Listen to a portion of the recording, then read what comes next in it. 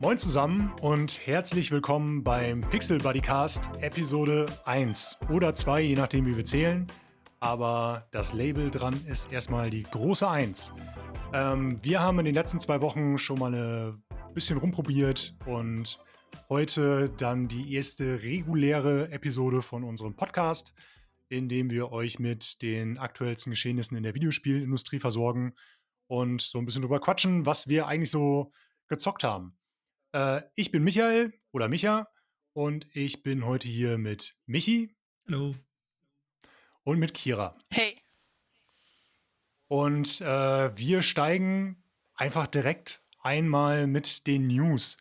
So unfassbar viel ist gar nicht passiert die letzten beiden Wochen, aber eine große Sache gab es auf jeden Fall, und zwar hat Warner Brothers ähm, 3 große Studios geschlossen und nochmal bekräftigt, dass sie sich jetzt in Zukunft auf ihre Haupt-IP beschränken wollen, und zwar Mortal Kombat, DC Universe, Harry Potter Zeug und ich weiß gar nicht, was da noch drin war. Ich glaube, es waren noch 1 oder 2 mehr. Und dabei wurde unter anderem ein ziemlich legendäres Studio geschlossen, das schon seit Dekaden mit am Markt ist, nämlich die Monolith Productions. Ein Studio, was viele von euch wahrscheinlich kennen, selbst wenn sie nur beiläufig irgendwie von einigen von den Spielen gehört haben. Es ist eins von den Studios, die sowohl irgendwie eigene Sachen rausgebracht haben, wie zum Beispiel Condemned, aber auch ganz viel IP-Sachen gemacht haben. Die haben meiner Ansicht nach das beste Alien vs. Predator-Spiel entwickelt, Alien vs. Predator 2 damals. Und zum Beispiel auch sowas wie No One Lives Forever und No One Lives Forever 2. Also legendäre Spiele, bisschen PC-zentrisch, aber zuletzt haben die uns mit den Mittelerde-Spielen, Schatten von Mordor war das, glaube ich, und Schatten des Krieges. Ich weiß nicht, ob einer von euch beiden die gespielt hat, Ich habe zufällig. sie gespielt, ja. Das waren super Spiele. Ja, genau. Und das jetzt, ich glaube, 8 Jahre her, dass der letzte Teil da rauskam, so um den Dreh. Ähm, wenn ich 2017, ja. das, ja, genau.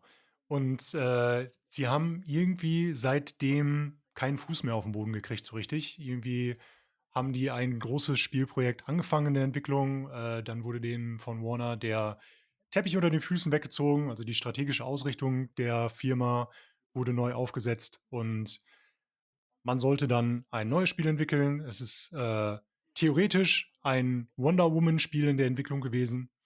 Und da ist aber auch irgendwie der Zug verpasst worden. So der Moment, in dem Wonder Woman gerade wirklich im Zeitgeist war, ist jetzt auch schon wieder ein paar Jahre her.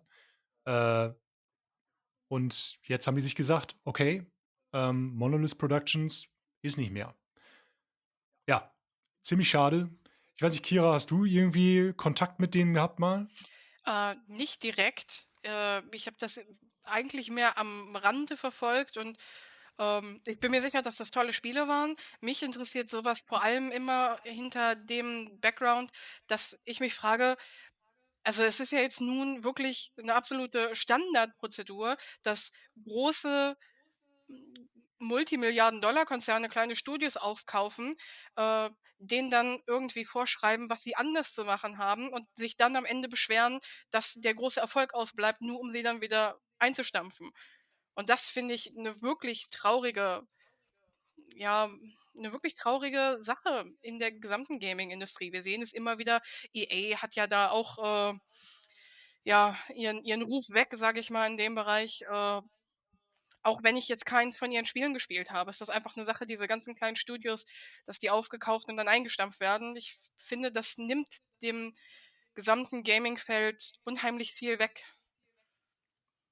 Ja, ähm, sehe ich genauso. Also irgendwie war das Mantra, glaube ich, in der Videospielindustrie über das letzte Jahr auch viel irgendwie Survive to 25, ähm, dass da so ein bisschen durch die Studios ging, weil halt die Ansage war, so 2025 wird das Jahr von GTA, es wird das Jahr von der Switch 2 oder soll es wahrscheinlich werden. Bedeutet das theoretisch, das Ganze, der Markt sich wieder erweitert, dass mehr Geld in die Industrie fließt und damit auch mehr gefördert wird und Studios mehr Geld für ihre Ideen bekommen. Aber gleichzeitig hast du völlig recht, so in den letzten Jahren, ist so viel geschlossen worden und ich befürchte ja auch irgendwie, dass, wir wenige Wochen haben werden, in denen wir nicht irgendwie über 'ne Hm. Studioschließung berichten werden oder berichten müssen. Ähm, und auch dieses Jahr gibt es einige Wackelkandidaten irgendwie, die da im Hintergrund, wo wirklich die Daumen gedrückt werden müssen, damit, das gut geht. Denn sowas wie das hier jetzt hat schon eine ganze Menge Entwickler irgendwie auf den Markt geworfen. Und, wenn man sich zum Beispiel mal umguckt und auch in Europa umguckt, bei Ubisoft, sieht das zum Beispiel auch nicht so hervorragend aus, was das Ganze angeht. Die haben schon offen nach Investoren gesucht und, geguckt, ob das nicht irgendwie möglich ist, aufgekauft zu werden. Und die letzten großen Spiele, die rauskamen, haben alle irgendwie nicht so den Zeitgeist-Moment erwischt und konnten alle nicht irgendwie ihr Publikum finden in der Größenordnung, die, Ubisoft braucht, um weiterzumachen, so wie sie es bisher gemacht haben, ne? Ich meine, die bekommen viel berechtigte Kritik, aber trotzdem wünscht man sich natürlich, dass auch so ein Assassin's Creed irgendwie nicht komplett kaputt geht oder die Avatar-Spiele oder die Far Cry-Geschichten oder so. Gerade bei Ubisoft denke ich, dass man, also das Studio hat es einerseits verdient, geschlossen zu werden. Der CEO ist jetzt auch nicht so der, den ich mir wünsche für so eine Firma. Aber die IPs Ja. sollten weiterleben, auf jeden Fall. Hm. Und ich hoffe, dass ein Publisher, der das aufgreifen kann und das weitertragen kann, wieder was Neues, was Frisches machen. Man kann ja auch sagen, man geht zu den Wurzeln zurück und das, was die Spieler dann tatsächlich wollen, dann rausbringen. Und ich hoffe, dass da jemand gibt, der das aufkauft. Ja, fände ich auch gut. In diesem Fall bleiben, glaube ich, die IPs, um nochmal wieder zurückzugehen zu Warner Brothers, bleiben alle da. Das heißt, oder fast alle. Sowas wie No One Lives Forever ist, glaube ich, ein gutes Beispiel dafür, dass einige IPs einfach den Weg nicht mehr zurückfinden. Also, ähm, das ist also für diejenigen, die das Spiel nicht kennen, es ist ein Spionagespiel im Austin Powers Gewand mehr oder weniger. Spielt in den 60ern und man spielt eine Spionin, die sich in einem relativ witzigen Spiel eigentlich, durch eine ziemlich coole Story auch, findet. Und der Grund, warum ihr das möglicherweise nicht kennt oder nicht von gehört habt, ist, dass es, äh, prinzipiell komplett verloren gegangen ist. Ich glaube, der Publisher hat die IP behalten, ist pleite gegangen. Es wurde ein paar Mal weiterverkauft. Mittlerweile ist völlig unklar, wer eigentlich die Rechte hat, oder es ist in so einem Rechtesumpf, wenn ich das richtig im Kopf habe. Und auch so Plattformen wie Good Old Games, die auch schon lange da irgendwie denen bekannt ist, so: „Hey, da können wir auch mit verdienen. Da können alle dran verdienen, wenn wir die Spiele noch mal wieder an den Markt bringen Hm. und für moderne Plattformen spielbar machen.“ ist das einfach nicht machbar, weil die irgendwo liegen, wo irgendwelche Anwälte hinter sind, die das nicht auslösen aus irgendeinem IP-Topf. Und so gehen die Sachen dann verloren. Ja, Ja, das finde ich auch immer das extra Traurige daran, dass ja, eben ganze Zweige verschwinden, weil sie entweder nicht freigegeben werden aus komplett bescheuerten Gründen in meinen Augen, oder weil man zum Teil gar nicht mehr weiß, wo da die Lizenz jetzt liegt. Also, dass auch Studios selber gar nicht wissen, dass sie so eine Lizenz haben, weil die dann irgendwann mal mit aufgekauft wurde. Die stand dann auf Seite 345 von dem Vertrag. tatsächlich, ja. Bei einer Lizenz finde ich sehr, sehr schade. Ähm, Beziehungsweise ein Patent ist es ja, das Nemesis-System von denen. Und es ist wirklich super gut gemacht. Also, du tötest jemanden oder also in Shadow of Mordor beziehungsweise Shadow of Wars war es halt so, du konntest die Gegner töten oder zumindest ihnen Verletzungen zufügen und dann konnten die trotzdem noch aufsteigen in ihren eigenen Rängen, Follower bekommen und dich dann auch jagen. Und das war super. Also das hat halt auch noch eine extra Spieltiefe reingebracht und das liegt halt jetzt bei Warner Brothers und die haben halt auch schon gesagt, dass sie das einfach liegen lassen und nichts damit machen. Hm. Also das ist sehr Ja, schade. die haben genau, das wird, glaube ich, auch von Monolith entwickelt, Ja, ne? ich Die glaube ja. haben Mhm. Es wurde nur in 2 Spielen verwendet, weil die direkt am Anfang ein Patent draufgepackt haben und keine andere Spielfirma konnte das mehr benutzen. Ja. Äh, super ärgerlich. Also es wurde Ich schon glaube, noch ähnlich in anderen Spielen verwendet, aber nicht mhm. so wie dort. Das bringt mich gerade irgendwie zu so die einzige andere Sache, die mich bei Patenten noch mehr genervt hat im Videospielbereich, war das von, ich glaube, es war Bandai Namco oder so, die über 20 Jahre das Patent dran hatten, Minispiele in Ladebildschirmen zu integrieren. Es gab in der PlayStation 2-Ära irgendwie, gab es, glaube ich, so die meisten Ladezeiten, die man irgendwie über die DVD oder Mhm. so überbrücken musste. Und Bandai Namco-Spiele hatten zum Beispiel bei Dragon Ball-Spielen oder so halt immer so kleine Minispiele drin, wo du einen kleinen Charakter irgendwie im Ladebildschirm steuern konntest. Und ich meine, es gab sogar so alte Atari-Klassiker-Spiele oder so, die teilweise damit drin waren. Bis Bandai Namco sich gesagt hat, nee, das würden gerne nur wir machen wollen. Ähm, Patent draufgepackt, hat niemand wieder gesehen. Und dann waren Ladezeiten sowieso irgendwie irgendwann, wenn nicht mehr das große Ja, Ding. das stimmt. Ich finde es auch schade, dass man das überhaupt so für sich beanspruchen Pat kann. Klar, man hat ja. eine super Idee und man möchte natürlich erstmal der Einzige sein, aber das Patent geht jetzt bis 2035 mindestens. Und ich weiß nicht, ob man das dann verlängern kann oder so. Also finde ich ein bisschen fragwürdig, sowas. Vor allen Dingen, wenn man sowieso nichts mehr damit anfangen möchte. Ja. Ja, ja. Ähm, Das gab auch, auch eine kleine Anekdote noch zu dem Thema Patente. Jemand hatte in der Videospielindustrie das Patent auf das Wort Edge. Deswegen wurde aus Soul Edge damals Soul Calibur. Ähm, weil, ne, Edge gab es halt Lizenzgebühren, die bezahlt werden mussten. Hat diese Firma oder dieser findige Typ sich dann immer schön auszahlen lassen. Das war Unglaublich. doch bei No Man's Sky auch so, dass, es bis irgendwie kurz vor Release war es nicht klar, ob sie den Namen überhaupt benutzen dürfen, weil, äh, Sky und ich glaube, damit ist wirklich diese ne, kannst ja so 'n Sky Receiver holen. Ich glaube, damit ist dieses Fernsehding Ach, gemeint. Die haben sich da irgendwie angemeldet und gemeint, ja, dass das Wort Sky ja ihr Patent wäre. Hm. ja, aber witzig. Ja, so, ich trinke noch einen kleinen Schluck auf, Monolith Productions. Ja.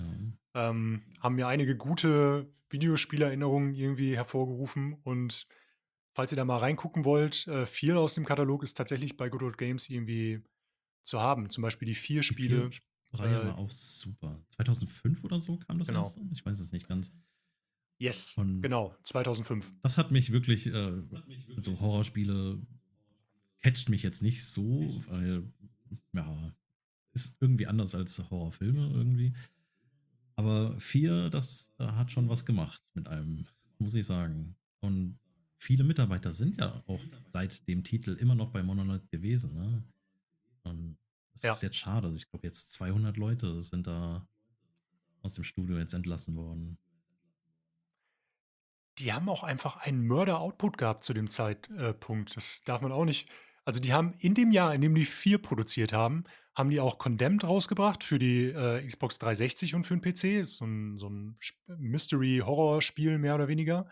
Und einfach mal aus'm Ärmel geschüttelt, das Matrix Online MMO. Ja, Ähm, auch das kam im selben Jahr raus. Die haben einfach mal 3 fette Spiele gleichzeitig released und hatten, glaube ich, nicht irgendwie 'ne Mannstärke wie bei das Ubisoft. stimmt.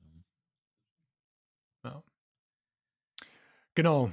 Ähm, eine andere Kiste, die diese Woche noch los war und wo man sich, denke ich, sehr viel weniger Gedanken über die IP machen muss, der wird's wahrscheinlich laut Plan der Inhaber noch für die nächsten 50 oder 100 Jahre gut gehen, sind die Pokémon. Die hatten eine Präsentation, Pokémon Presents, und haben zum einen das nächste Switch-Spiel und das nächste große Pokémon-Spiel für dieses Jahr vorgestellt, und zum anderen viel Kleinkram irgendwie zu den laufenden Spielen, die sie momentan haben, zum Beispiel dem Trading Card Game auf dem Handy, was anscheinend auch sehr gut läuft, und dem MOBA oder grundsätzlich dem Kartenspiel und so vorgestellt.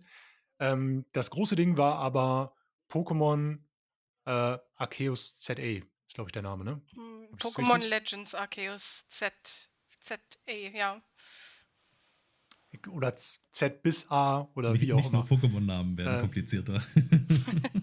Es ist ein sehr kryptischer Name.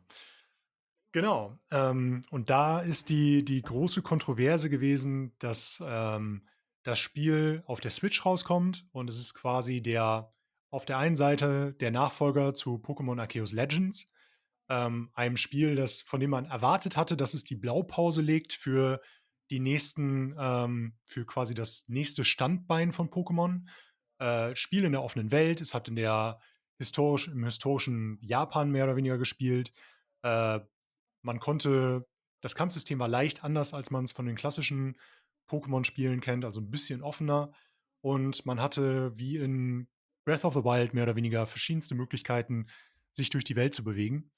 Die Pokémon Company hat sich gedacht: „Nee, wir nehmen das nicht als Blaupause, wir nehmen Teile davon und machen aber alles andere komplett anders irgendwie.“ ZA spielt zum einen in einer Stadt, in einer großen Stadt, soweit das, bisher bekannt ist. Und, zum anderen halt auch nicht in der Vergangenheit, sondern es spielt in derselben Stadt, in der auch Pokémon X und Y irgendwie stattgefunden haben. Ja, und das Kampfsystem haben sie sich gedacht, alle waren begeistert damals von dem Kampfsystem. Diesmal haben sie sich gedacht: „Wir gehen ein Risiko ein“ und haben das Kampfsystem viel mehr so aufgestellt, wie man das aus dem Anime kennt. Also eine Szene, die mir da gerade im Kopf ist, dass da ein Flugangriff gestoppt wird von einer Defensivattacke von einem Pokémon, das Flug-Pokémon da einfach reinballert. Also zum einen Risiken, bei denen ich mich frage, müssen die sein? Auf der anderen Seite Sachen, die wirklich cool sind und die ich nicht erwartet hätte. Ähm, ja, und über die Grafik müsste man wahrscheinlich auch mal reden. Ich habe es ja nicht geguckt. Ja, ich muss Habt ihr auch sagen reingeguckt? Ja. ich war auch mehr enttäuscht, über das Reveal hier. Ich finde es grundsätzlich nicht verkehrt, mal was Neues zu versuchen. Das ist ja auch das, was ich an Pokémon Legends Arceus so gemocht habe, was mir so viel Spaß bereitet hat, dass es was komplett Neues war. Ich bin enttäuscht von dem Setting. Ich bin enttäuscht, dass wir jetzt wieder in derselben Welt wie die letzten 15 Jahre sind. Das neue Kampfsystem finde ich interessant, kann ich mir vorstellen. Also bin ich offen für. Kommt drauf an, wie gut es umgesetzt ist und wie komplex es auch wird irgendwo. Die Grafik ist eine Frechheit, wirklich. Also, es ist ein bisschen besser wie das letzte Spiel, aber der Shitstorm war so hart aber Nintendo ist ja nun nicht dafür bekannt, besonders viel Fanservice zu geben, zumindest nicht, wenn es um wirklich weltbewegende Dinge geht, wie eben zum Beispiel Grafikdesign. Ähm, die Frage ist natürlich, inwiefern das vielleicht noch angepasst wird. Das ist natürlich auch eine frühe Version. Viel Hoffnung habe ich da allerdings nicht, aber ich lasse mich auch gerne positiv überraschen. Ähm, ja, es wurde nicht so viel gezeigt, wie die Leute gern gesehen hätten, behaupte ich. Ich gehöre jetzt eben auch nicht zu den Leuten, die komplett ausrasten, nur weil man die 3 Starter gezeigt hat.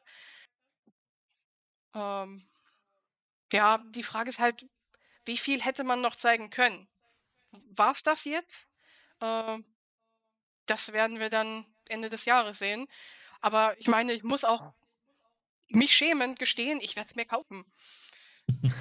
Dann haben sie ja ihr Ziel erreicht. Ja, das ist natürlich auch das Ding. Eigentlich dürften wir es nicht mehr kaufen.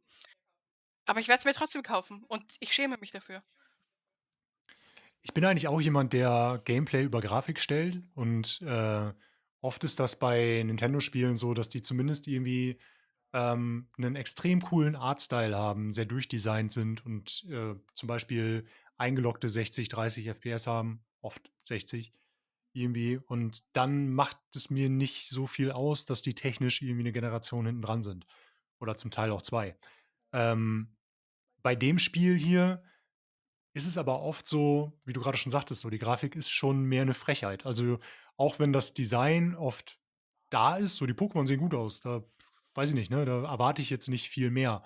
Aber wenn ich mir die Stadt im Hintergrund angucke und dann überlege: „Okay, das ist wahrscheinlich ein Spiel, das mindestens 20, 30 Stunden irgendwie drin hat.“ Und ich bin jemand, der sowas dann wahrscheinlich auch gerne irgendwie am Fernseher spielt, und wahrscheinlich dann auf einem 4K-Fernseher oder so.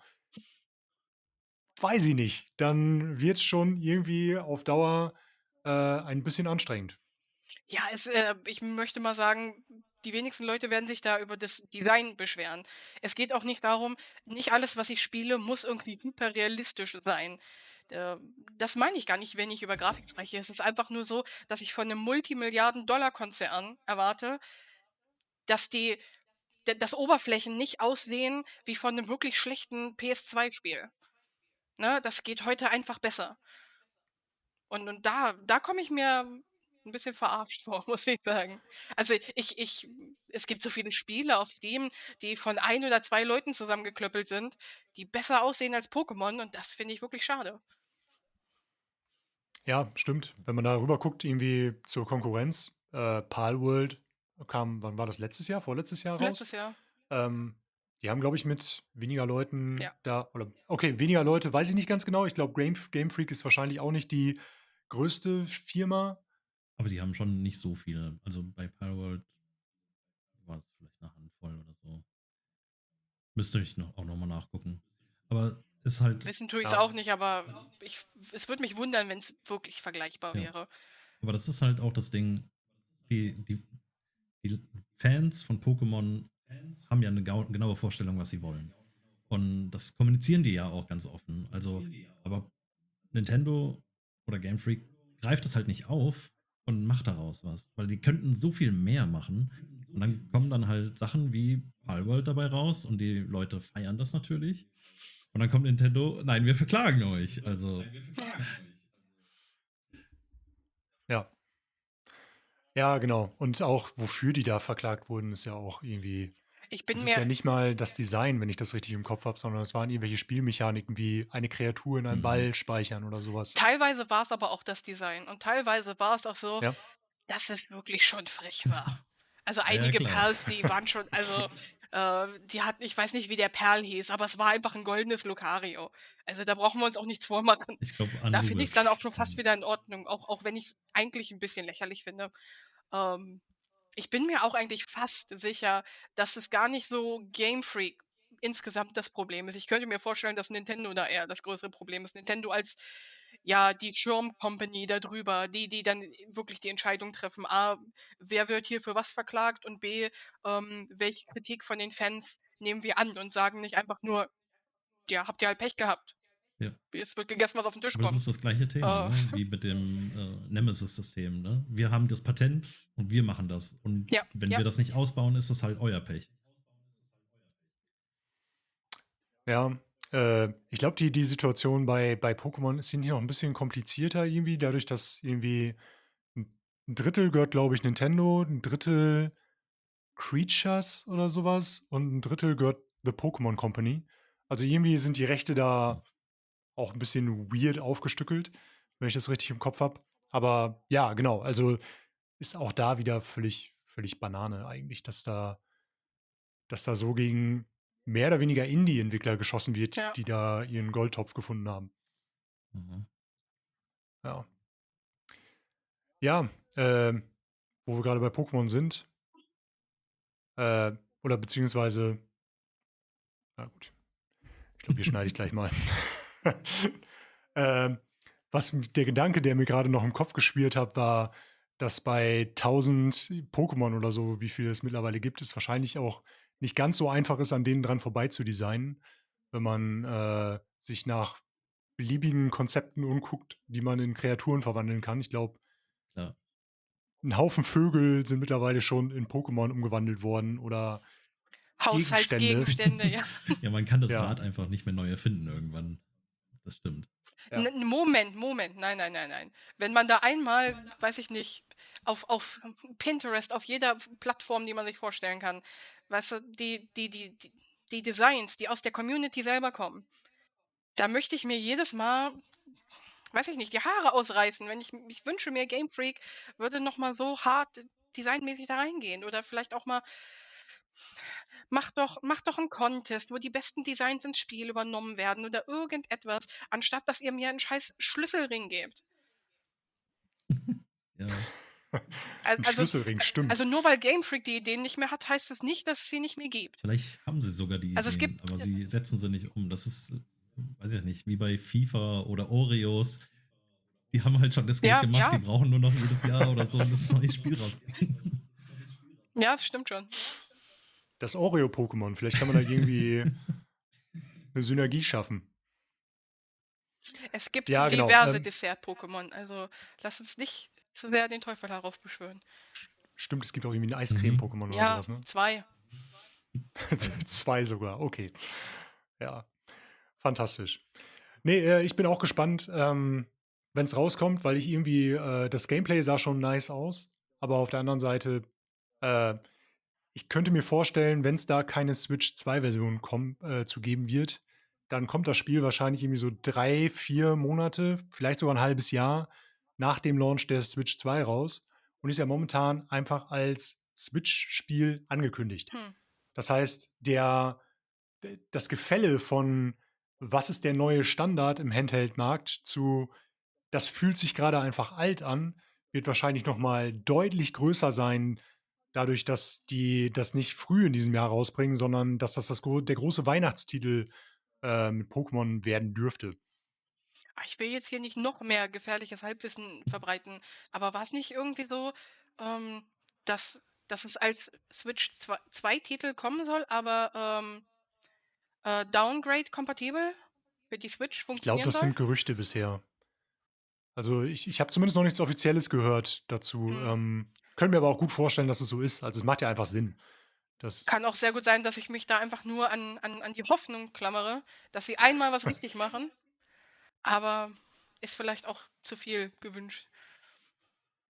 Ja, ich habe, noch mal in dem Kontext den Hinweis gelesen, dass sie es in der Vergangenheit zumindest auch schon mal gemacht haben. Also, die haben, für den ich weiß nicht mehr, welcher Titel es war, aber für ein Spiel, das auf dem 3DS rauskam, die, größeren Hardware-Ressourcen des New 3DS ausgereizt und da lief das Spiel wohl bedeutend besser als auf dem 3DS. Also, wenn die das nicht komplett dicht machen, dann könnte ich mir auch schon vorstellen, dass das auf der Switch 2 zumindest flüssiger läuft oder wenn es eine dynamische Auflösung hat, dass die halt immer ausgemaxt ist oder so. Muss man jetzt halt sich nur die Frage stellen: „Kommt noch mehr?“ Ja, was nice wäre. Definitiv. Also mehr dazu im Dezember. Spätestens. Im Dezember, genau. Oder vielleicht auch schon nächsten Monat dann wir sind jetzt ja mittlerweile im letzten Monat vor dem großen Switch 2 News, Ah ja, Ding. Home-Reveal. Vielleicht kriegen wir da sogar noch ein paar Neuigkeiten mit. Würde mich freuen.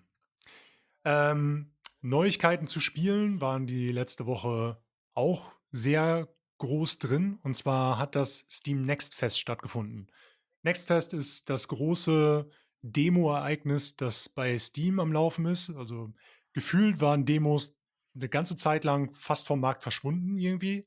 Und über die letzten Jahre macht Steam das, glaube ich, ich meine, die machen das zweimal im Jahr, einmal im Frühjahr, einmal im Herbst.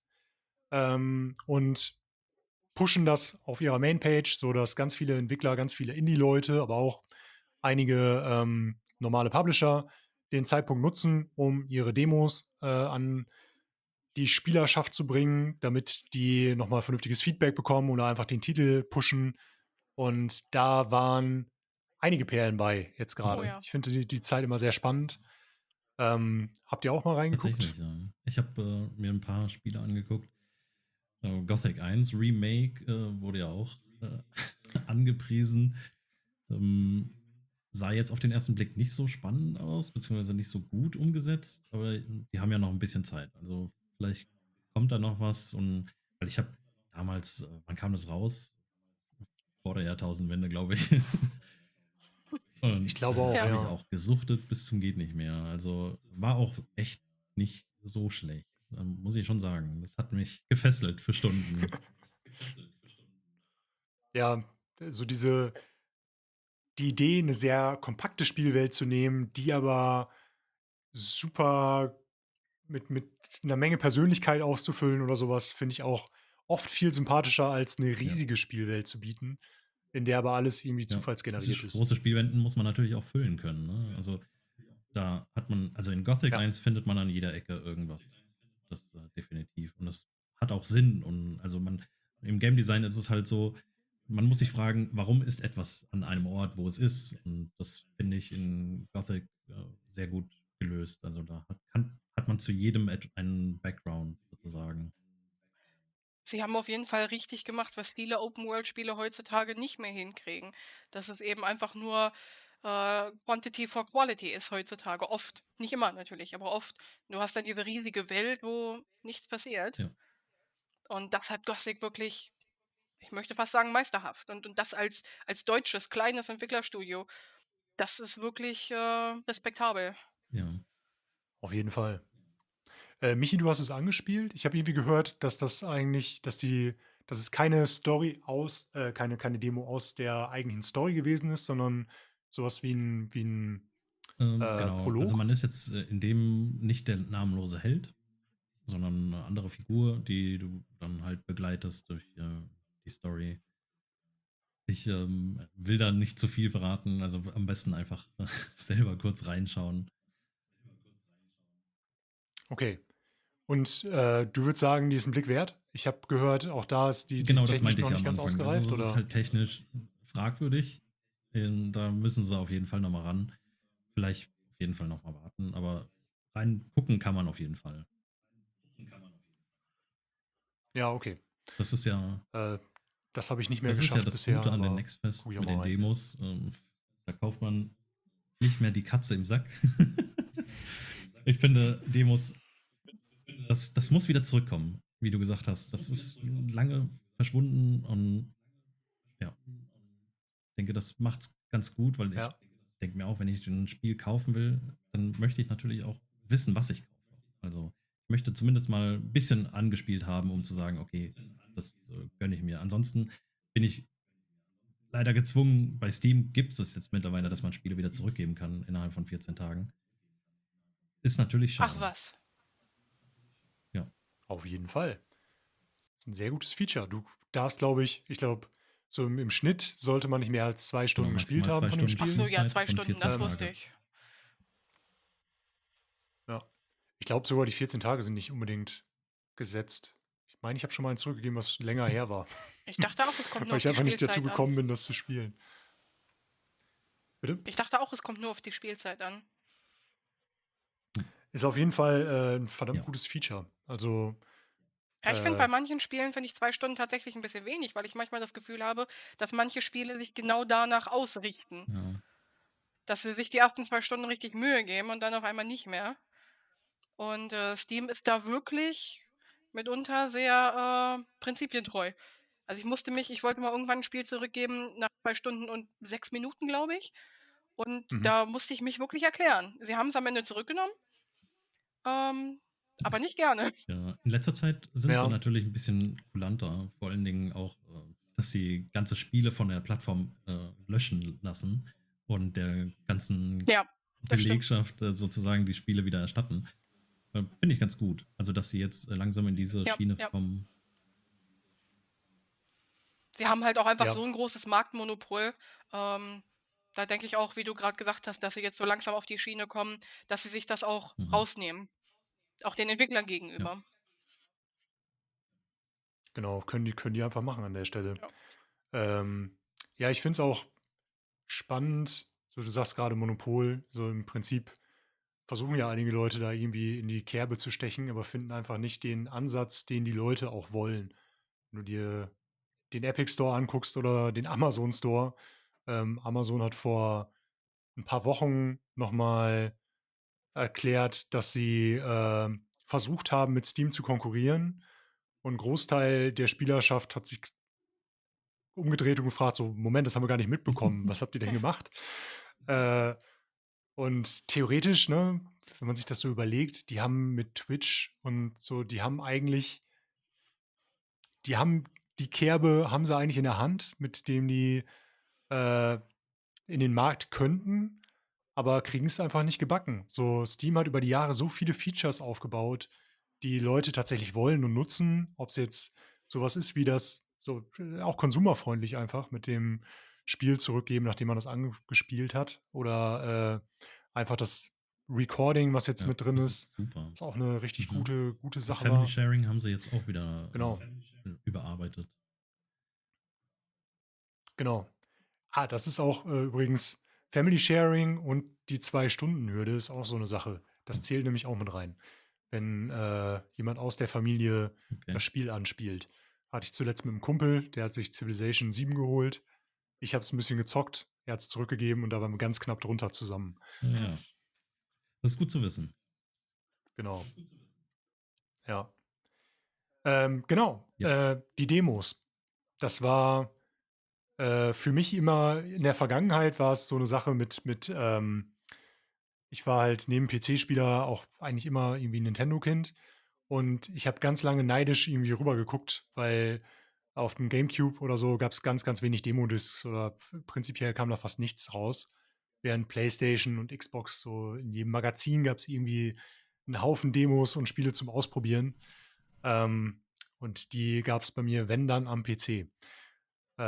Also, ich finde es auch sehr cool, dass das wieder zurückkommt und Ja. dass damit ja auch eine große Sichtbarkeit irgendwie wieder für Indie-Spiele einhergeht. Ich habe zum Beispiel, ähm, „The Oh. King is Watching" gespielt und das ist ein Spiel, das hätte ich mir halt nicht einfach so gekauft, glaube ich. Und ich habe mir auch Mhm. einen Screenshot angeguckt und dachte so: „Ja, okay, keine Ahnung." Irgendwie scheint das Konzept ein bisschen abstrakt zu sein. Ähm, aber angespielt und das habe ich aber sofort gekriegt. Ähm, der Titel ist quasi Programm. Man, steuert das Sichtfeld des Königs und baut gleichzeitig, Produktionsstätten auf zum Ressourcen abbauen oder zum Truppenbauen und so und muss Wellen von Gegnern wehren. Gleichzeitig werden aber nur da Sachen produziert, wo man gerade hinguckt. Also, man hat zum Beispiel ein Viereck von 4 Feldern, äh, in das der König gucken kann und nur da, wo der hinguckt, wird produziert. Klingt erst mal 'n bisschen abstrakt, wenn man es erklärt, aber wenn man es zockt, ist das ein Paket, was hervorragend aufgeht. So, ich finde sowohl den Pixel-Look einfach fantastisch, der ist sehr gut gelungen. Hat so irgendwie Oldschool-PC-Stil, weiß nicht ganz genau, welche Ära ich das am ehesten packen würde, aber es sieht wirklich, wirklich schön aus.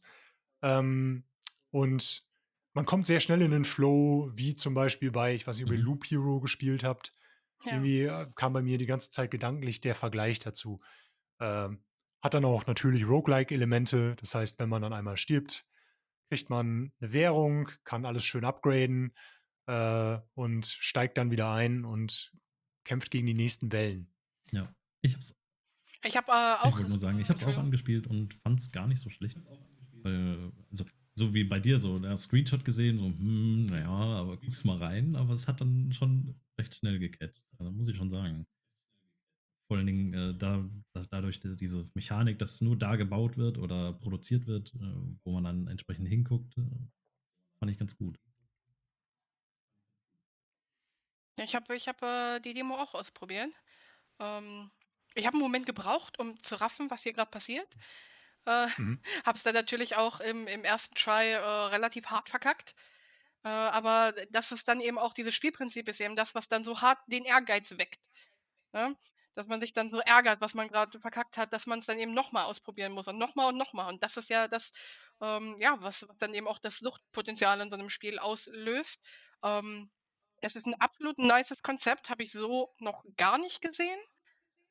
Ähm, ja, und ich werde auf jeden Fall es kommt 'n bisschen drauf an, wie viel's am Ende kostet, aber die Demo hat schon Lust auf mehr gemacht, fand ich.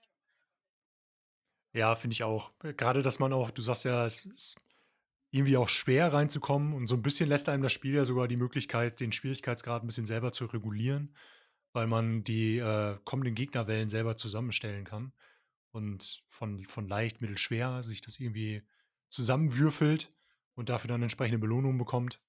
Ja, finde ich auch. Gerade dieser Roguelike, äh, dieses klassische: „Okay, gerade verloren, das kann ich besser, ich versuche es direkt noch mal." Wenn mich das catcht mich das auch richtig. Ich Mhm. hatte es lange nicht mehr so wie in der Demo und habe danach dann kommen wir vielleicht gleich noch zu. Bin direkt in 'n anderes Roguelike, eingestiegen und da geblieben. Ja. Äh, was gab's noch so? Was habt ihr noch so ausprobiert? Oh, ich möchte bitte dringend über Nine Kings sprechen. Ja, bitte. Gerne. Weil das ist wirklich ist so 'n Kingdom-Builder, Deck-Builder, Roguelike auch. Ähm, und das ist das also, ähnlich wie bei „The King is Watching", absolutes Suchtpotenzial, aber bei mir noch mal hoch 10. Das ist das, wo ich dann auch hängen geblieben bin. Was ich dann auch mehrmals dann vorhin habe ich's dann auch noch mal gespielt, wo du halt wirklich du hast dein kleines Kingdom und hast halt immer diese Wellen von Gegnern, von unterschiedlichen Gegnern aber auch. Du hast, am Anfang wird so random ausgelost, welche gegen welche Könige du grade Krieg führst. Und, die geben dir dann eben auch unterschiedlichen Loot und je nachdem also als Karten dann.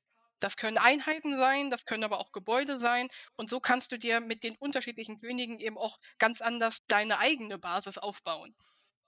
Und es macht einfach ultra viel Spaß. Und es so die Art Demo, wo du wirklich pissed bist, wenn sie vorbei ist. Ich muss gerade mal ganz schnell gucken, wie der Look ist von dem Spiel. Auch Pixel. Ist, jetzt Ah, also wo du wirklich also noch simpler als bei „The King is Watching", definitiv. Aber bei dem Spiel geht's halt auch in keinster Weise ums Aussehen, sage ich mal. Es ja, das hatte ich gesehen. Ich habe erst gedacht, es wäre so eine Art Auto-Battler, also sowas wie, Teamfight Tactics oder sowas gewesen, wo man ja na auch ja, quasi seine Armee irgendwie zusammenstellt auf 9 Feldern oder so. ist es 'n bisschen auch. Du nimmst insofern daran teil, dass es auch, immer mal wieder Einheiten gibt, wo du selber dann lenkst. Also, du zum Beispiel startest du mit 'nem Turm, der regelmäßig Felsbrocken schießt, also bei dem einen König zumindest. Und du suchst dann aus, wo der hinzielt. Also, so nimmst du wenigstens auch selber irgendwo noch am Kampf teil und hast eben auch Einfluss. Ähm, und du kannst halt verschiedene Könige für dein Reich freischalten, die dann eben auch unterschiedliche Fähigkeiten haben und unterschiedliche Einheiten. Und ich möchte gerne, dass es jetzt draußen ist und dass ich die nächste Woche nichts anderes tue, als alle Könige freizuschalten. Ich glaube so, wenn ich's richtig sehe, musst du gar nicht mehr so lange warten. April. Ja, Kommt nächsten Monat schon raus. Nice. das ist auf jeden Ja, Fall 'n sieht Spiel, voll was ich gut mir auf aus. jeden Fall hole. Kannst du das Grid, auf dem du die Einheiten aufstellst, auch noch selber kannst du selber entscheiden quasi also, ich sehe sowohl irgendwie 'n einfach 9 Felder aneinander gepackt, aber es sah bei einem anderen auch so aus, als wenn es quasi wie eine Linie aufgebaut sein kann oder Du kannst, also, kannst du die verziehen? ähm, die Felder an sich nicht, aber du suchst dir aus, wo du deine Sachen hinbaust und, im Laufe des Spiels wird das größer. Du kannst dann Felder Ah. anbauen. Also, in der Demo jetzt Ah, natürlich okay. nur sehr begrenzt. Es gibt jetzt auch in der Demo schon 'nen Endlosmodus, da bin ich aber jetzt noch nicht ultraweit. Aber in regelmäßigen Abständen bekommst du Felder dazu und es gibt auch Karteneffekte, die dann sagen: „2 extra Felder." Mhm. Und der Deckbilderbereich, wie tief würdest du den beschreiben? Also, hast du, Ne, äh nein, nicht so tief. Du hast im Grunde hast du dein Starterdeck von dem König, den du dir ausgesucht hast und du bekommst jede Runde, nachdem du die gegnerische Armee besiegt hast, bekommst du von deren König kannst du dir eine Karte aussuchen. Also, es gibt dann 'ne Loot-Hand und du suchst dir daraus was aus. Ähm, mhm. das ist dann aber nur was, das kannst du dann einmalig benutzen, weil du das grade gefunden hast. Also, bis jetzt ist Ah, das okay. Deckbuilding-Ding noch nicht so 'n Riesending, aber, das führt halt auch also, dadurch, dass du ja jede Runde gegen 'nen anderen König auch kämpfst, ist es halt sehr abwechslungsreich. Und die Frage ist halt auch, wie viel ist jetzt auch wirklich schon in der Demo drinne? Ja klar, also, wahrscheinlich nicht zu viel. Also, ich habe gesehen, es sind auf jeden Fall jetzt grade 3 oder 4 Könige. Es sind aber diverse Könige ausgegraut. Also, da wird's noch mehr geben und bei den Karten schwer zu sagen, aber es reicht mir auch jetzt schon. Ja.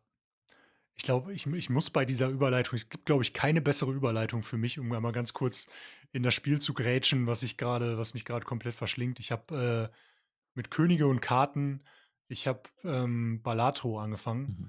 Mhm. So eins der besten Spiele vom letzten Jahr anscheinend, was komplett an mir vorbeigegangen ist. Und es kam jetzt im Game Pass raus.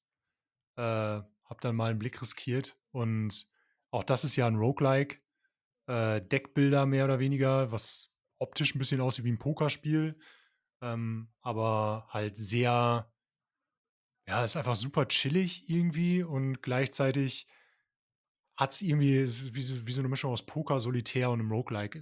Ich finde es ganz schwer, das irgendwie vernünftig zu beschreiben. Habt Noch ihr das nicht, zufällig nein. auch gespielt? Ich Ich habe es mir angeguckt, weil ich's so interessant fand und muss gestehen, dass ich so auf der Steam-Seite überhaupt nicht richtig gerafft habe, was da passiert und, habe mir dann gedacht, ich muss es mir auf YouTube angucken. Das ist, glaube ich, 'ne Sache, die rafft man erst, wenn man das verfolgt und wenn mir das Ja, jemand ich war da erklärt auch so irgendwie. drin. Ich habe es gesehen, so Poker mit Roguelike. Ich weiß nicht. Guck mal lieber was anderes. Genau.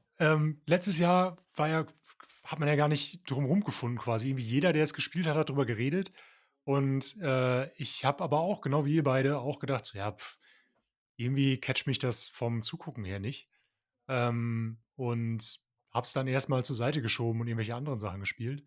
Und die Tatsache, dass ich es jetzt einfach mal so ausprobieren konnte, ich habe es mir tatsächlich bei Steam gekauft danach, Hm, weil ich einen Tag Internetaussetzer hatte und mein Game Pass hm. gesagt hat: „So offline mache ich nicht.“ Ähm, und, ich hatte noch ein bisschen Handydatenvolumen und dann kann man ja das Steam Deck hervorragend benutzen, um, sich so ein kleines Spiel irgendwie mit 50 MB oder sowas runterzuladen.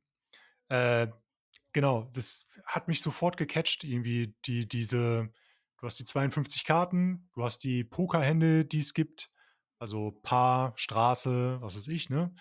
Full House. Und, du hast sogenannte Joker, die man benutzen kann, um das Spiel quasi aufzubrechen. Das heißt, für jede Hand, die du spielst, kriegst du Punkte. Du musst eine bestimmte Anzahl an Punkten jede Runde schaffen, damit du weiterkommst. Und die Joker können dir die Punkte, die du erzielen kannst, multiplizieren. Und du kannst gleichzeitig dein komplettes Deck manipulieren mit Karten, die dir zugespielt werden über den Spielverlauf. Du kommst immer wieder in den Shop, kannst zum Beispiel dafür sorgen, dass du ich hatte einen Run, wo ich, weiß nicht, 10 Pik Asse in meinem Deck hatte. So, die Wahrscheinlichkeiten gehen halt einfach komplett, wirr und Spezialfähigkeiten für Karten und so. Es gibt super schöne Pixel, Alternativen zu den normalen Pokerkarten, die da eigentlich am Standard drin sind. Zum Beispiel irgendwie Stardew Valley oder Cyberpunk oder was auch immer. Also, ganz viel Dürfen die das? Zeug. Hm? Dürfen die das?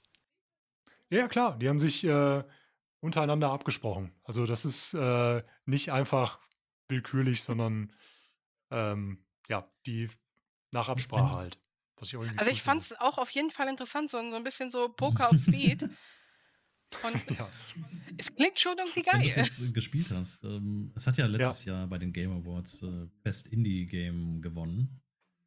Ähm, ja. denkst du, das ist gerechtfertigt? Ich glaube schon. Also, jetzt einfach nur aus meiner Perspektive. Ich habe, glaube ich, in jedes Mal, wenn ich irgendwie 20 Minuten hatte in der letzten Woche, Mhm. das Spiel angeworfen. Also, es hat mich so gecatcht wie weiß ich nicht, aus der Indie-Perspektive das letzte Mal Roguelite-mäßig Ja. Hades oder so. Also, es hat mich wirklich komplett gekriegt. Ich denke über Joker nach und über verschiedene Strategien und, den Run willst du noch mal ausprobieren und das Deck hast du gerade freigespielt, aber damit musst du da und womit kannst du das gut kombinieren und so. Also, ich denke viel zu viel über das Spiel nach und habe quasi auch die anderen Spiele, die ich gerade zocke, irgendwie zur Seite Okay, gelegt. das heißt, dass ich da auf jeden Fall auch nochmal reingucken sollte.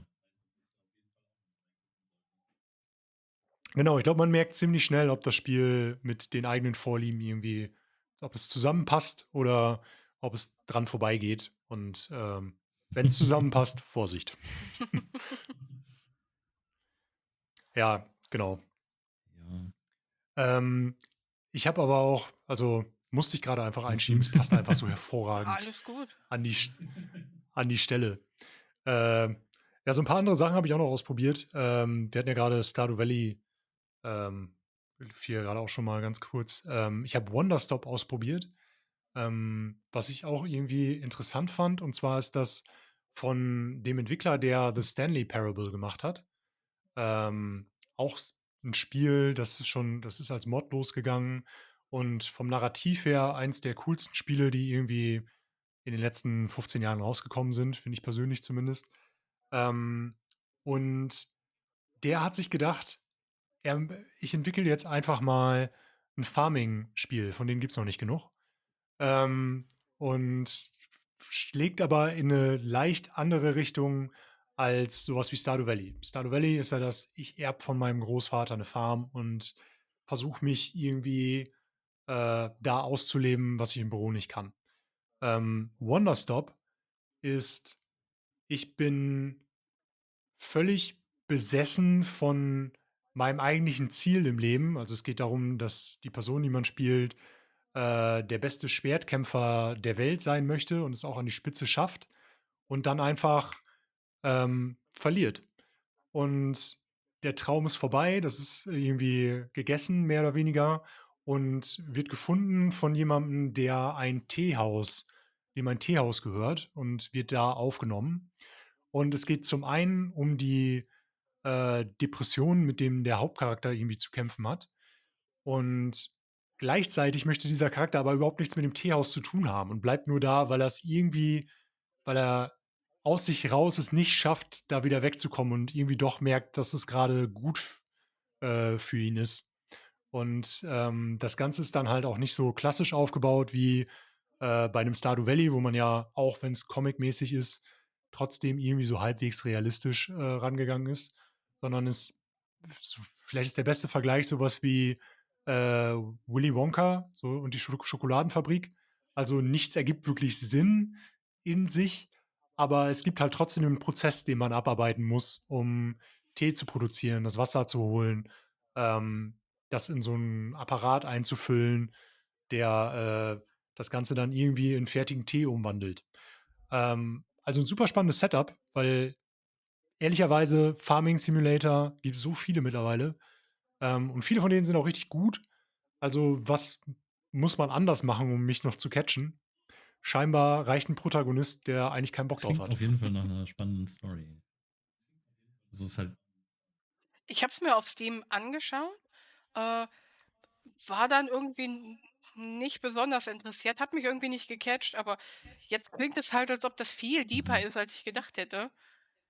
Ich habe halt wirklich nur auf Steam reingeschaut, habe ein, 2, ja, ich habe mir die Videos angeguckt, Reviews gibt's ja noch nicht, aber irgendwie dachte ich, ja, das ist halt 'n weiteres Cozy Game irgendwie, aber so deine Beschreibung, die macht mich dann doch 'n bisschen, also die weckt doch 'n bisschen mehr Interesse, muss ich sagen. Mich hat's halt auch ich hatte es überhaupt nicht aufm Radar, bis, ich mitbekommen habe, dass der Stanley Parable-Typ da dran sitzt. Ne, Weiß nicht, habt leider ihr das nicht. gespielt damals? Ne. Ah, ist kein langes Spiel, wenn ihr da noch mal die Chance zu habt oder Ist so, auf der ist auf langen jeden Fall auch Liste. 'n Blick wert. Also, dauert ja, der Ne. Backlog wird nicht kleiner. Ne. Und grade so Nextfest hilft dabei auch nicht. Oh ja. Ich habe Hat heute zufälligerweise jemand Ach Entschuldigung. so, ja. Ne, gerne. Ich habe heute 5 Demos angespielt und, oh, es macht mir Angst, wie viele gute Spiele halt kommen, ne? Ich habe auch noch gespielt, was mir wirklich gut gefallen hat, Tackle for Loss. Ich weiß nicht, ob ihr da schon mal irgendwie, es ist auch so in Pixelgrafik, und du spielst einen einen in die Jahre gekommenen Football-Player und, ich weiß gar nicht, ob ich zu viel von der Story verraten will. Ich habe ja jetzt auch nicht ewig lange gespielt, und natürlich verraten sie auch nicht die ganze Story. Aber es geht irgendwo darum, dass er seine Tochter, die wurde irgendwie entführt oder ist verschwunden und er glaubt, die Leute gefunden zu haben, die dafür verantwortlich sind und die macht er halt weg. Also, Ha. wirklich sehr physisch. Ähm, aber es wird halt immer so 'ne Anspielung darauf gemacht oder 'ne sehr offensichtliche Anspielung, dass er halt auch gedächtnismäßig große Probleme hat. Und ich glaube, da steckt 'ne sehr darke Story dahinter, die natürlich die, Demo nicht komplett, ne, offenlegt. Und, da ist es halt wirklich so, die Mechanik macht Spaß, aber ich persönlich würde für die Story da bleiben. Und ich habe wirklich Bock herauszufinden, was da letzten Endes passiert ist. Ja, ich gucke grade auch da mal auf die Screenshots und es Mhm. sieht so 'n bisschen aus wie Hotline Miami. Ja, genau, genau. Das ist auch das, was mich zuerst gecatcht hat. Einfach nur das Design. Ja, und geblieben bin ich für die Story. Ja, nice. Finde ich auch mal wieder cool, wie Indie-Spiele mit Pixeloptik es schaffen, Ja. tiefe Emotionen zu verpacken irgendwie. Das zeigt auch halt auch wieder, diese ganze Triple-A-Industrie. Und ich denke, da kann man auch wieder irgendwo zurückgreifen auf diese Studios werden zugemacht et cetera, dass es gar nicht mehr dieses Riesending immer sein muss.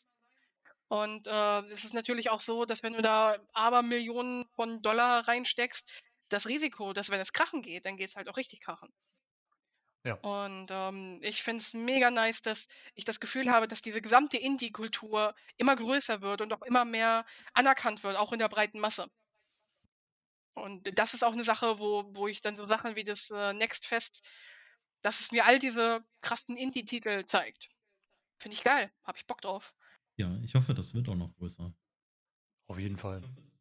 Das Ja, kommt allen zugute. Ich kann man da Zahlen sehen irgendwo? Steam ist ja öfter mal auch relativ freizügig, was das angeht im Vergleich zu anderen Plattformen. Jetzt speziell Wahrscheinlich zu nicht, ne? den Demos, ich bin mir nicht sicher, aber generell kann man die Zahlen bestimmt sehen. Könnten wir vielleicht für die nächste Folge mal könnte ich einholen. mir auch vorstellen. Ja. Ja, fände ich auch spannend. Ja, da waren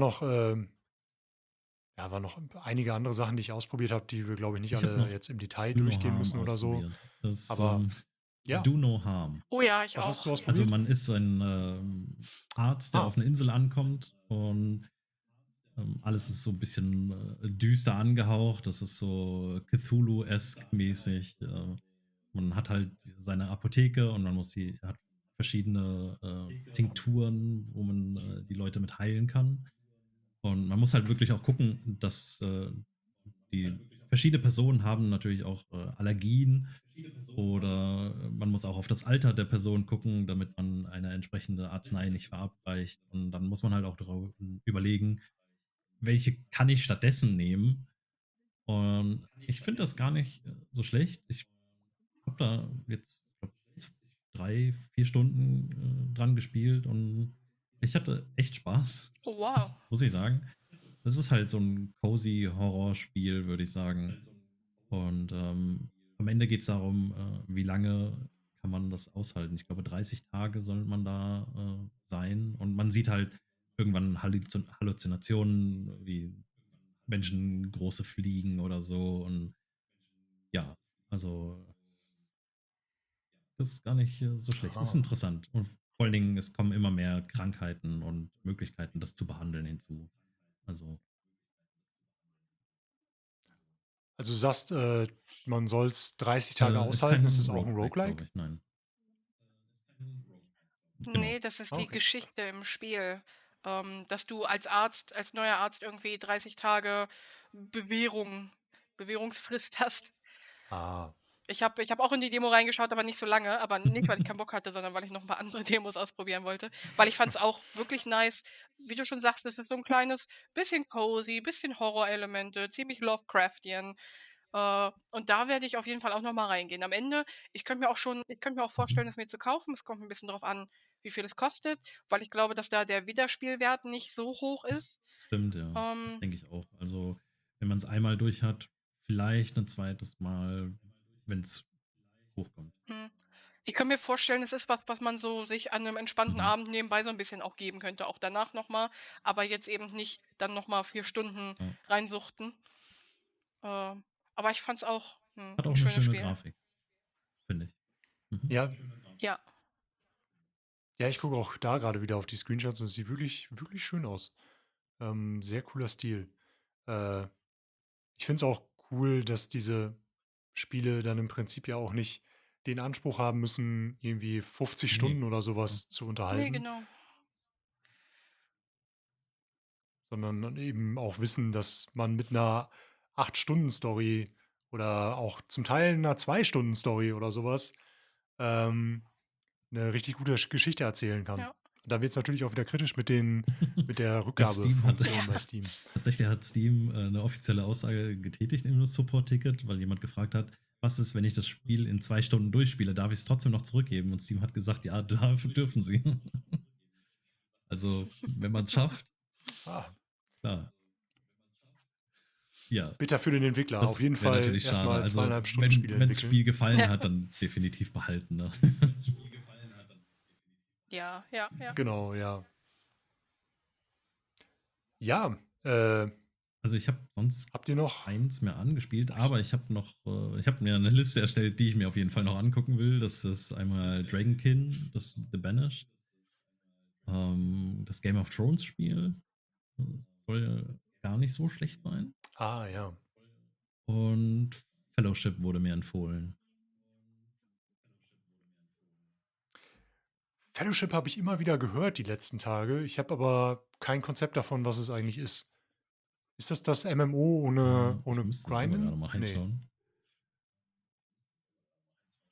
Multiplayer Online Dungeon Adventure set in an exciting fantasy setting with endlessly scaling dungeon runs. Ja.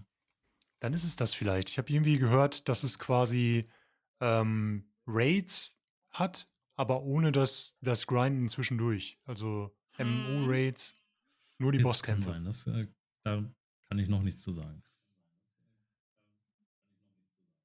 Da bin ich gespannt auf deinen Bericht dann beim nächsten Mal. Da Ja, gibt es auch noch ja, ja. Demos zu gerade. Das kann man noch zocken. Ah, nice. Cool. Hat sich einer von euch Tempest Rising angeguckt? Yes, ich hab angespielt. Du auch? Nee, noch nicht. Da hat mir die Zeit dann heute nicht mehr gereicht. Ich möchte aber ganz dringend. Da ist es mir ein großes Anliegen. Ich bin halt, ist bei mir so, ich werde da in zwei Richtungen gezogen. Ich bin fasziniert von Echtzeitstrategiespielen. Ich bin unfassbar schlecht in Echtzeitstrategiespielen. Also, wenn wir auf LANs oder sowas gezockt haben wie Age of Empires 2, dann habe ich viel Spaß daran, irgendwie mich einzuturteln und ähm, mir eine schöne Burg zu bauen, mehr oder weniger, oder eine schöne Festung und so. Aber ich bin auf keinen Fall irgendwie gut genug darin, mir vernünftige Schlachten zu liefern und die Produktion so schnell zu machen, wie ich sie machen müsste, um da irgendwie vernünftig mitzuhalten. Und Tempest Rising ähm, fühlt sich halt super klassisch an. Also, wenn man Bock hat auf ein Command Conquer in modernem Gewand und speziell Command Conquer, dann ist das, glaube ich, echt 'n Blick wert. Also, ich, habe so Command Conquer war für DOS war damals eins der ersten PC-Spiele, die ich hatte, glaube ich. Und, es hat mich halt hart daran erinnert. So die Art und Weise, wie du, immer wieder dein Netz aufbauen musst, damit du genug Strom hast. Ähm, wie sich die verschiedenen, Sachen, die du produzieren willst, aneinander bedingen. Du hast mehr oder weniger auch diese Harvester, die ganze Zeit unterwegs sind, um dir deine es ist halt kein Tiberium. Ich weiß gerade nicht, wie Tempest. die Währung heißt, die da produziert wird. Tempest wahrscheinlich. Ähm, und das Ganze ist auch aufgesetzt in einer alternativen mit einem alternativen Geschichtsverlauf, der, glaube ich, in den 60ern sich irgendwie abzweigt und dann das eigentliche Spiel spielt in den 90ern. Ähm, Ich fand's ziemlich fett irgendwie von der Präsentation und von den Production Values hat das wirklich was hergemacht. Und es hat auch Spaß gemacht, einfach Panzer zu produzieren und dann draufzugehen und so. Oder ich habe so einen kleinen Minenteppich irgendwie ausgelegt und habe mich dann einfach gefreut darüber, dass Gegner ihre Scouts da reinfahren lassen haben und die einfach schön explodiert sind und so. Ähm, Wo ich 'n bisschen skeptisch bin, ist die KI, denn, ähm also, ich konnte wie gesagt, ich bin kein guter Rollen Strategiespieler. Ähm, Ich konnte aber relativ gut mithalten in diesem Fall, was normalerweise 'n Zeichen dafür ist, dass die KI wahrscheinlich zu einfach ist, oder dass die nicht so clever agiert, wie menschliche Spieler das könnten. Muss sie aber vielleicht auch gar nicht, damit man wirklich Spaß mit dem Spiel hat. Vielleicht kann Ist man halt die wahrscheinlich 'ne Schwierigkeit noch Abwägungssache. erhöhen irgendwie. Ja. In der Demo Kann man vielleicht bestimmt, nicht, aber später im Spiel bestimmt. ja. Und ich habe halt nur Skirmish gespielt. Ich vermute mal, dass die Kampagne halt auch irgendwie cool sein könnte. Also, die hatten 'n fett gerendertes Intro und, die scheinen sich wirklich reingehängt zu haben irgendwie. Ich würde es denen gönnen. So in der jüngeren Vergangenheit gab es ja immer wieder Leute, die versucht haben, das, Mhm. Echtzeitstrategie-Genre wiederzubeleben. Und so richtig gelungen ist es, glaube ich, niemandem, ne? So die großen Spieler sind weiterhin die Age of Empires-Reihe, die schafft's weiterhin und wird auch Es gut liegt ja auch hier supported. wieder 'n bisschen daran, dass, EA die IP halt komplett brach liegen lässt und, wenn die 'n neues Command& and Conquer machen würden, überleg mal, wie hart das durch die Decke gehen würde, anstatt dass die das ich weiß nicht, wievielte Command& and Conquer Mobile Game rausbringen. Und das ist der Grund, warum ich so Bock habe auf dieses Spiel, weil es nämlich du sagst, es hat dich an Command& and Conquer erinnert, aber seien wir mal Ja, ehrlich, total. es ist es ist keine Erinnerung, es ist 'n Command& and Conquer. Und das ist auch Absicht. Alleine, wenn ich mir das Titelbild anschaue, also, ich weiß nicht, ob ihr's gesehen habt, aber dieses geteilte Bild mit dem hellen und dem dunklen Gesicht auf der einen Seite, das ist halt 1:1 Command& and Conquer, Red Alert, glaube Ja, ich. Und die Idee also, dass du ja auch die 2 Factions, die es jetzt, gibt, in Command& and Conquer waren es die GDI und NOT und hier sind es die GDF, also nicht die Global, oh, wie war's denn jetzt? Global Defense Institution indisch. und hier ist es die Mhm. Global Defense Forces. Und, die Roten heißen zwar nicht WOT, aber die haben übrigens auch ein, Hand of Nod, Gebäude. Also, es ist schon mehr als 'ne Hommage, möchte ich behaupten. Und das ist ja tatsächlich auch so, dass das Spiel eigentlich ursprünglich mal 2023 released werden sollte, glaube ich. Und, damals gab es auch schon 'ne Demo und da gab's dann eben viel, ja, Kritik, aber auch einfach, Anmerkungen aus der Community, die sich halt immer dieses neue Command& and Conquer gewünscht haben. Und daraufhin haben sie's halt nach 2025 gepusht, haben das komplette Spiel umgebastelt, sodass es jetzt einfach nur noch Command& and Conquer ist. Und Ah, okay. ich habe übelst Bock drauf. Alleine auch ich weiß nicht, ob ihr den Soundtrack kennt, aber, den Original-Soundtrack von ich glaube auch, es war Red Alert. Derjenige, der den Soundtrack gemacht hat, hat jetzt auch den Soundtrack für Tempest Rising gemacht. Und wenn man sich die mal nebeneinander anhört, hört man das auch richtig raus. Es hat wirklich dieses Nostalgie-Flair. Man hört wirklich, dass es irgendwie zusammengehört, aber heute mit 'n bisschen mehr Wumms, 'n bisschen moderner Flair. Einfach nur geil und ich freue mich mega Ja. drauf. Nice. Das war der Hellmarch bei Alarmstufe Rot, ne? Ja, ja, ich glaube ja. Den habe ich auf jeden Fall noch im Ohr. Das war auch geil, ja. Also, ich empfehle, mal den Soundtrack von jetzt, Tempest Rising reinzuhören. Da wird man Die sich auf jeden Command Fall Conquer Teile wiederfinden. sind ja jetzt auch im Angebot irgendwie, auch mit dem Remaster. Oh, ich war sehr enttäuscht vom Remaster, muss ich sagen. Es gibt, ein Fanprojekt, das nennt sich OpenRA. Das ist jetzt auch fast fertig, glaube ich, fast bei der Version 1.0. Das ist quasi das sind die alten Teile, aber komplett neu zusammengesetzt. Das heißt, du hast 4K-Optik mehr oder weniger, Ach was. vernünftiges Online-Gameplay und so. Und ich meine, es ist mehr als ein Teil drin. Also, das letzte Mal, als ich nachgeguckt habe, ging halt Alarmstufe Rot, und ich meine so, dass das gesetzte Ziel ist, bis Alarmstufe Rot 2 oder zumindest bis zu Tiberium Sun, das Ganze da abzubilden in Hm. diesem kompletten Mod-Paket. Ähm, Wie sieht das denn richtig aus cool. mit also, ich meine, ich gönn's denen und ich würde es auch gerne spielen, aber nicht, dass die Solange jetzt als EA nicht Nächstes Nintendo verklagt ist. werden. Ne, die haben sich, glaube ich, die Erlaubnis geholt. Es gibt, ich meine, dass EA für eine ganze Zeit lang die Original Command& Conquer Teile aus irgendeinem Grund sind die gratis verfügbar. Und das läuft alles über die Originalspiele. Das heißt, man kann das nur machen, glaube ich, mit einem Origin-Account oder so. Hm, Genau, aber auch 'n Blick wert. Ich fände es richtig cool, wenn Echtzeitstrategiespiele mal 'n bisschen wieder zurückkommen würden. ja. Ähm, Gefühlt haben alle versucht, irgendwie in die Kerbe zu stoßen, so es muss entweder werden wie 'n MOBA Mhm. oder es muss werden wie StarCraft und es braucht richtig fetten PvP. Aber so, dass so ich möchte 'ne Story spielen oder vielleicht, hätte gern 'nen guten Koop-Modus oder so oder einfach nur Skirmish, ähm, und brauche keine, ähm, blitzschnellen Reflexe und so was, um einfach mal gemütlich 'n bisschen Echtzeitstrategiespiel zu daddeln. Ja, Wurde 'ne lange Zeit Definitiv. vernachlässigt, finde ich. ja. Ja, äh, weiß nicht, wie es bei euch aussieht. Ich glaube, wir haben 'n relativ 'n guten Bogen gespannt über unsere Ja, ich Folge denke doch heute. auch. Habt ihr noch ein Spiel, was wir besprechen Nur meine sollten? lange Liste. Kein spezifisches, nein. Ui, ich habe ein bisschen Angst, dass ich Okay, so die Sprechzeit hier so an mich reiße. Nö. Aber alles gut. Ne, überhaupt nicht. ich habe nämlich auch noch das, wo du mich drauf gebracht hast, das, Ethermancer. Da habe ich mal Ach, ja, stimmt. da habe ich mal die Demo Geil. ausprobiert. Das ist von den Machern von, ach, wie hieß das Spiel denn jetzt?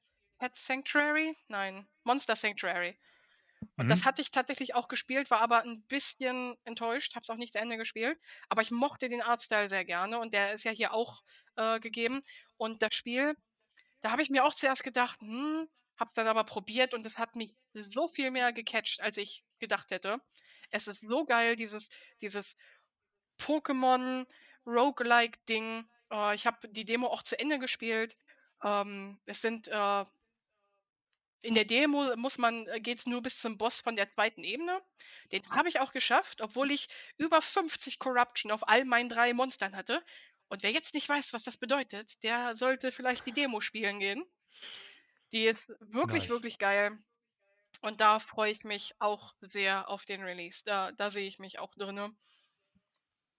Ja, ich war auch sehr angetan davon, wie schön detailliert auch die Charaktermodelle waren und die Animationen und Der so. Artstyle ist Die wunderschön. Pixeloptik hat mich voll abgeholt. Ich war, sehr an Bord und Rundenstrategiekämpfe finde ich sowieso immer nice. Das Audiodesign Ähm, übrigens auch wirklich, wirklich geil. War's auch schon bei Monster Sanctuary.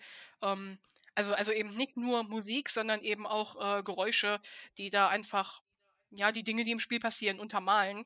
Das finde ich, ist in vielen Spielen immer so Hit or Miss, aber das haben sie wirklich, Kannst du wirklich vielleicht drauf. zu der Mechanik ein bisschen noch was sagen? Weil ja, ich lese jetzt hier und, Monster Taming meets Roguelike. Wie funktioniert das? Du verlierst dann deine getamten Monster oder? Mitunter. Also, es kann halt sein, dass sie Mhm. im Kampf besiegt werden, aber es gibt auf jeder Map verschiedene Punkte. Da kannst du, weil du Mhm. fängst die Seele von den Monstern und da kannst du sie dann Okay. wiederbeleben, kannst sie dir zurück ins Team holen und du hast auch nur 3 Stück. Und du kannst dann im Kampf unter Umständen, andere Monsterseelen einfangen und kannst die dann quasi austauschen in deinem Team. Mhm. Und die leveln halt die ganze Zeit. Wenn du mit ihnen kämpfst, leveln sie und, gewinnen eben auch Fähigkeiten dazu. Und so hast du es dann eben so, ja, das eine ist dann eben schon Level 6 und das andere, was du gerade erst gefangen hast, vielleicht erst Level 2. Die Demo ging jetzt eben nur bis zur zweiten Ebene. Deswegen ist dann jetzt noch die Frage, zum Beispiel bin ich, bis jetzt nicht komplett besiegt gewesen. Was passiert, wenn ich komplett besiegt bin? Fange ich dann von vorne an, und kann aber trotzdem noch meine schon Mhm. gelevelten Monster zurückrufen? Oder also Okay. das weiß ich jetzt noch nicht richtig. Ich habe da einfach komplett die Demo durchgegrindet. Ich weiß nicht, wie lang es gedauert hat, eine Stunde oder vielleicht auch 1,5, weiß ich jetzt nicht. Und dann wollte ich mir halt noch andere Sachen angucken, aber ich wollte da dann eben auch wirklich nicht aufhören, bis ich diesen Boss gelegt hatte. Und, das ist für mich immer so ein Zeichen, wenn ich, ja, so eine Demo nicht zur Ja, Seite legen das möchte, ist ne? ein ganz gutes Zeichen eigentlich. Ja. wenn ich das richtig im Kopf habe, dann kriegen die Monster, die du mitnimmst, haben 2 Level, 2 unterschiedliche Ja. Levelanstiege. Ich weiß nicht mehr genau, wie der andere das eine war 'n ganz normales Level und der andere hieß irgendwie leicht Das anders. andere ist, da kriegst du, also, du kriegst für jeden Kampf immer, also, für das normale Level kriegst du für jeden Kampf einen Aufstiegspunkt. Und je höher das Level ist, desto mehr Aufstiegspunkte brauchst du eben, um d dann aufs nächste Level zu kommen. Aber das andere Level ist, da kriegst du Punkte für all die Aktionen, die dieses Monster im Kampf gemacht hat. Also für alles. Ist auch egal, es kann 'n Angriff sein, es kann sein, dass es seine Kumpanen geheilt hat oder und da gibt es dann eben unterschiedliche Punkte für und deswegen leveln die dann eben auch unterschiedlich. Und, da, wenn du das dann eben uplevelst, gibt's dann die Spezialfähigkeiten obendrauf. Ich glaube nämlich, dass dieses zweite Level, dass das ist, was von Run to Run mitgenommen wird, weil das ja auch Das sehr viel ergibt Sinn. langsamer levelt. Das ergibt Sinn, ja. Und, die normalen Level, wo du dann zum Beispiel mit jedem Level kannst du ja dann auch eine von 3 Attacken auswählen oder 4 Mhm. oder so. Das ist ja dieser normale Roguelike Loop, wo du dann quasi dein Team neu zusammensetzt Ja. und dann vielleicht auch Synergien hast. Denn alle Attacken ziehen sich aus einer gemeinsamen Ressource mehr oder Mhm. weniger. Es gibt verschiedene Ätherfarben und die baut man auf über normale Attacken und mit Spezialattacken benutzt man die dann. Ähm, aber du kannst zum Beispiel mit einem Monster auch diese Farben aufbauen, die dann mit einem anderen Monster Ja, anzapfen ja. und benutzen. Also auch ganz spannend irgendwie. Daraus generieren sich dann auch die Schwachpunkte bei Gegnern, weil zum Beispiel Mhm. Feuerattacken brauchen eine bestimmte Ätherfarbe, kann dann aber auch kombiniert werden mit zum Beispiel einer Windattacke oder so, wenn ich das alles Ja. richtig Also, es ist aufgenommen habe da. tatsächlich sehr komplex. Das war es auch schon beim Monster Sanctuary. Ich glaube, das, hat auch einige Leute abgeschreckt. Auch hier ist es wieder so, du wirst komplett vollgeballert mit den verschiedenen Farben und dann gibt es mindestens, ich weiß nicht, wie viele verschiedene Buffs und Debuffs, und da bin ich auch noch nicht hundertprozentig durchgestiegen, aber es macht einfach Bock und das ergibt auch irgendwo Sinn und natürlich kommt man da mit der Zeit rein. Es gab hier nur ein sehr rudimentäres Tutorial, aber es ist auch irgendwo selbsterklärend bis jetzt auf die ganzen Buffs und Debuffs. Das lernt man dann. Also, in 'nem Kampf passiert unheimlich viel auf dem Bildschirm. Ähm, ja, da braucht es 'n Moment, um da reinzukommen, aber es macht einfach Bock. Es gibt auch in der Demo 'n Endlosmodus nach dem zweiten Boss. Da habe ich dann aber aufgehört, um eben woanders reinzugucken. Aber da werde ich auf jeden Fall noch mal reingehen, um dann eben auch zu schauen, ja, was ich letztendlich mitnehme. Aber ich denke, das, was du grad gesagt hast, das ergibt am meisten Sinn, dass du dieses andere Level mitnimmst. Ja, und da wird es dann halt auch spannend, nehmen die nur volle Level mit oder auch so Mhm. Teillevelanstiege und sowas. Ähm, schön an dem Spiel übrigens auch, wird von der deutschen Spieleförderung Ja, gefördert und wird in Das ist Hamburg nicht schlecht. entwickelt. Ja. Und jetzt haben wir tatsächlich den Bogen gespannt, denn wir sind von, was macht die Videospielindustrie gerade? Und Warner Bros. Schließt Studios zu, Indie-Studios werden hier entsprechend gefördert, wenn man es gut genug hinkriegt. Ja, ähm, ihr hättet heute Abend überall sein können. Ihr habt euch entschieden, mit uns abzuhängen. Schönen Dank dafür. Michi, Kira, danke euch. War eine hervorragende Runde heute Abend. Ja, danke auch an dich. danke auch an Und dich. wir sehen uns. Hm? Danke auch an dich. Gerne, gerne, immer gerne. Mir macht es auch eine Menge Spaß. Und wir sehen uns in dieser Konstellation oder einer ähnlichen ähm, demnächst hier wieder. Spätestens in 2 Wochen mit Episode 2 des Pixel Buddy Podcasts. Schönen Danke Abend fürs noch. Reinhören zusammen. Fick die AfD. Macht's gut.